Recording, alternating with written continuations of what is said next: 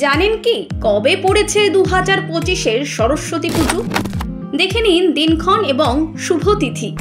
প্রতি বছর মাঘ মাসের শুক্লপক্ষের পঞ্চমী তিথিতে আরাধনা করা হয় বাগদেবী এবং মা সরস্বতী। তাই এই দিনটিকে হিন্দু শাস্ত্রে বসন্ত পঞ্চমী হিসেবে পালন করা হয়।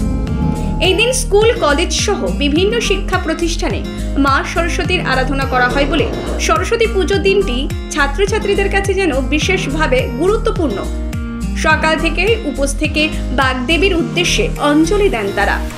ছোট ছেলেমেয়েদের এই দিনে প্রথম অক্ষর পরিচয়ের মাধ্যমে হাতে খড়ি হয়ে থাকে। হিন্দু শাস্ত্রে কথিত আছে যে এই দিনে মা সরস্বতীর আরাধনা করলে নাকি আবার মা লক্ষ্মী ও দেবী কালী উভয়ের আশীর্বাদ পাওয়া যায়।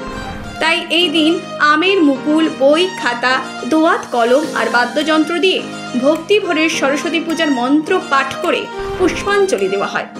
তাই এক নজরে জেনে নেওয়া যাক পরের বছর অর্থাৎ 2025 সালে কবে পড়েছে সরস্বতী পুজো।